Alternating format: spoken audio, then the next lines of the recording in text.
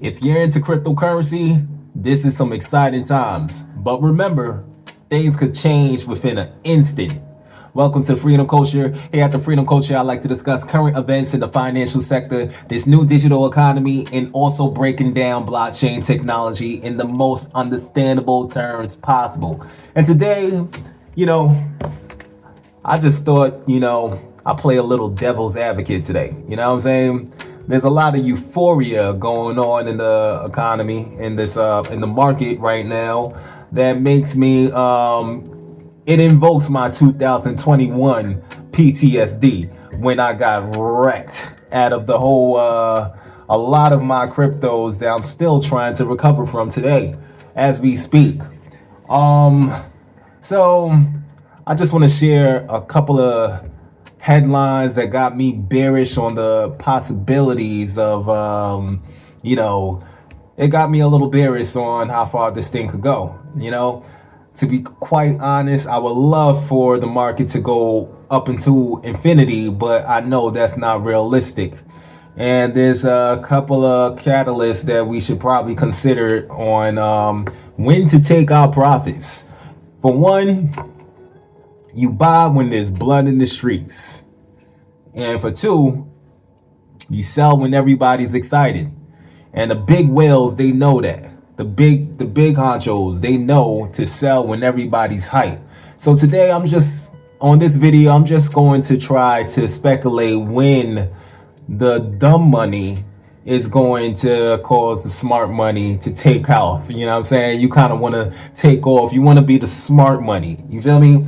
Right now, I notice a lot of memery, and a mix of, I have mixed views. I have mixed feelings. I also feel like this is a significant time for fundamental assets to take a place, to shine. But I also feel like, this meme, the dumb money, for lack of better terms, that liquidity coming into the market is useful. And the whales can sell off at the top. People are buying in at the top right now. So it's just a couple of headlines that I'm gonna share today that got me a little bit bearish that I'm gonna speak on. For one, this one headline about Satoshi era wallet. You know what I'm saying? The Satoshi era wallet just moved 2000 BC for the first time since 2010. I don't know what's that about, but typically when you move crypto from a wallet, you plan to sell it, So I don't know. To me, that's my perspective, and I'm just sharing my perspective. Usually, when you're moving crypto from a hardware wallet or whatever, wallet that's not on the exchanges, are you moving it to the exchange? I don't know if it entails that it's moving the crypto, the Bitcoin, to an exchange, but typically there's a 50% chance that they're moving it into an exchange, to sell. I could be wrong here, but if I had a lot of Bitcoin and I'm looking to cash out, back in 2010, what was the price of Bitcoin? You know what I'm saying? Let's see. What was the price of Bitcoin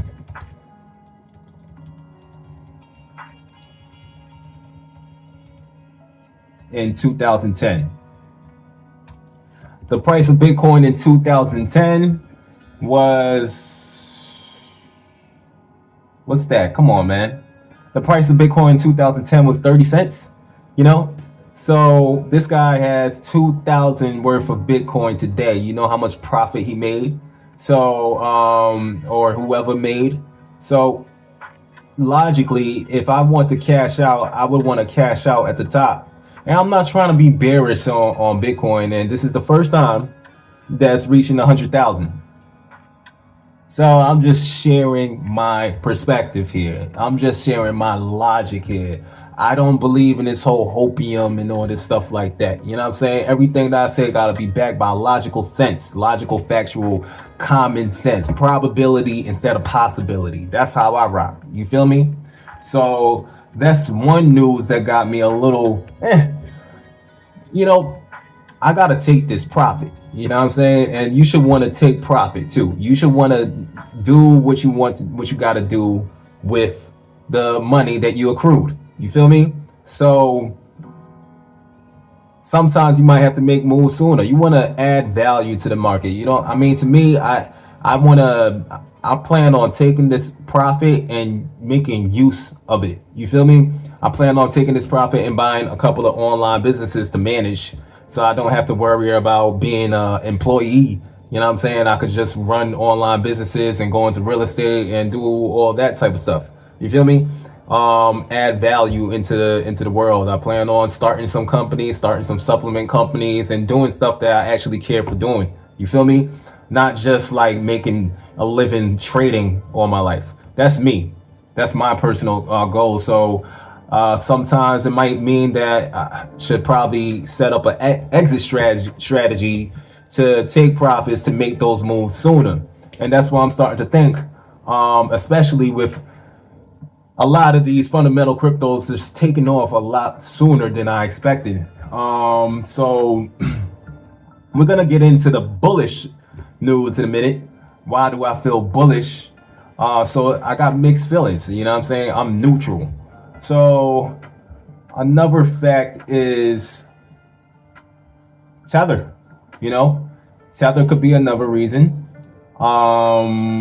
You know, this whole position that Ripple is making, XRP, the Ripple tech, you know, the way they're moving with their stablecoin, they're like positioning themselves for the perfect storm. It's like they see a loophole in Tether situation, and it seems like they're positioning themselves for exactly when this thing collapses. I don't care what anybody say. Whenever there's a mystery around something, then you can expect mysterious things to happen. I'm not just gonna accept that, you know, Tether is always dodging audits. Who cares? Let's to the moon. Anyways, who cares about Tether acting like a bad bank? I do. If I invest my hard-earned money in an asset, I need to know that it is 100% legit and not gonna get busted by the feds out of nowhere. And next thing you know, I just gotta deal with that. You feel me? Nah. So I always kept my eye on Tether just in case. So we got Satoshi's wallet. We got Tether. Tether with the element of Ripple positioning themselves with the stable coin and looking to replace Tether. Like they're mentioning this a lot on TV. You know, it's like they got heat for Tether. You feel me? They're ready. So that's another one. Not to mention the fact that Tether prints out 2 billion in USDT back in November 14th. So typically, if you're not familiar with the Tether pump, historically, whenever Tether prints out tethers, you know what I'm saying, USDTs, the price of Bitcoin eventually rises. And it's been talk about the Congress buying bonds with artificial money like Tether, artificially inflating the price of Bitcoin. So yeah, I'll probably post a little picture there to talk about the Tether pump. You see that? You know, it's a hustle. You feel me? And this is something that can't be ignored. So possibly one day it could be the perfect dummy. You know what I'm saying? The perfect dummy, the perfect reason for them to collapse the market and take their profits. The whales come up with this unjust situation to just, collapse the market. You know what I'm saying? To take the dumb money's liquidity that I mentioned about. So you just want to keep your eye out on these things, man. And then for one, we got Jim Cramer. He just mentioned he just mentioned a couple of days ago about why people should buy Bitcoin.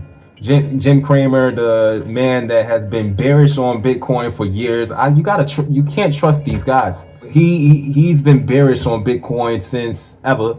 You got all these people that's been bearish on. Never trust somebody that's been bearish on cryptocurrency. To me, you can't really trust these people. If they ever said something negative about cryptocurrency, you got to take everything that they say with a grain of salt.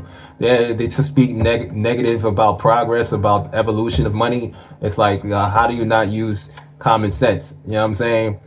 Things change. Things don't stay the same. But that's one element. But ultimately, those are the small reasons why I'm a little bearish about what's going on. And that's because I got to protect my goals. I got to protect my profit and what I plan on doing with my life. You know what I'm saying?